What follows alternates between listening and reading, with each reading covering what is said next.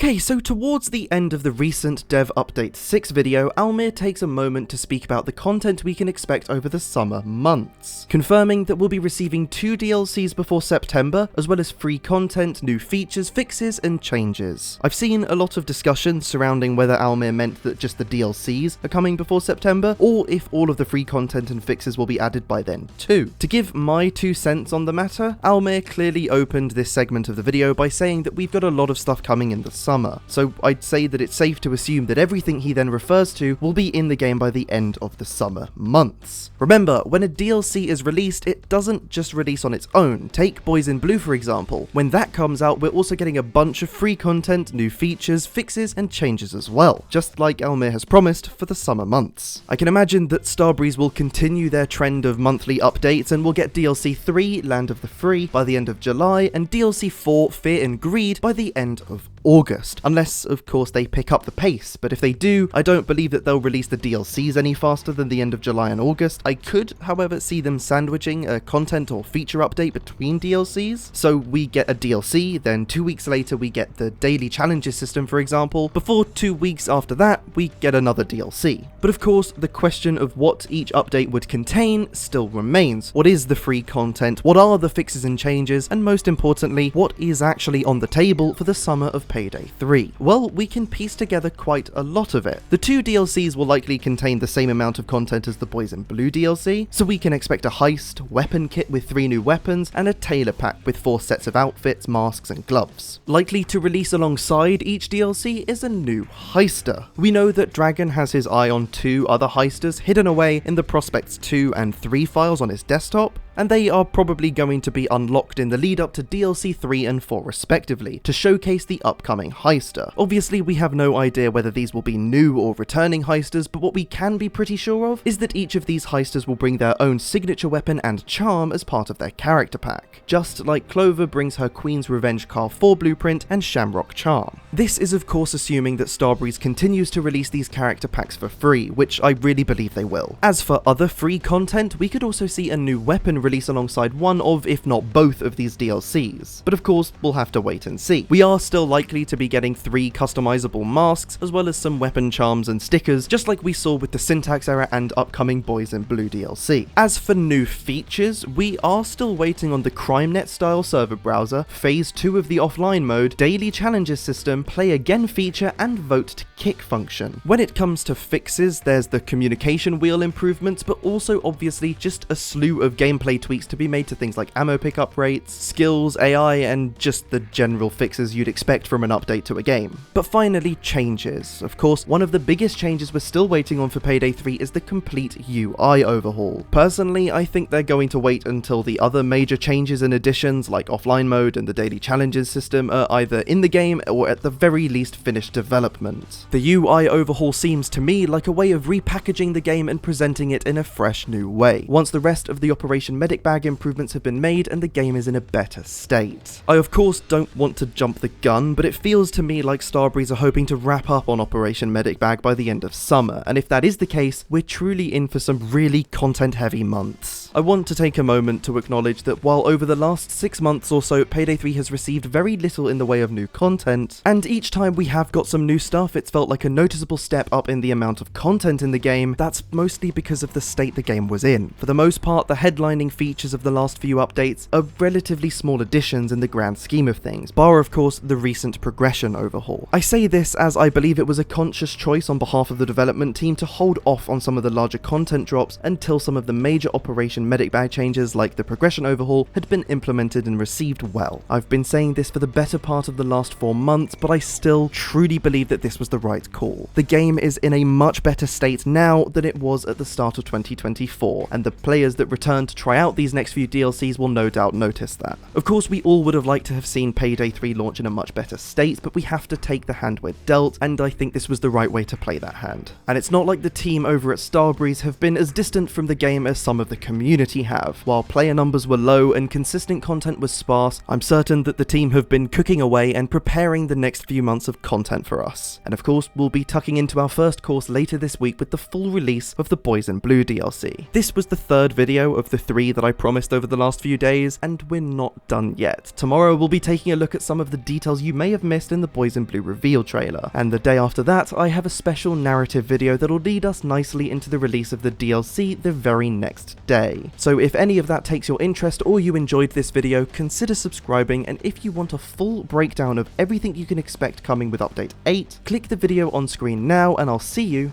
in the next video. We can build this game together, Heisters. Nothing's gonna stop us now. Yeah!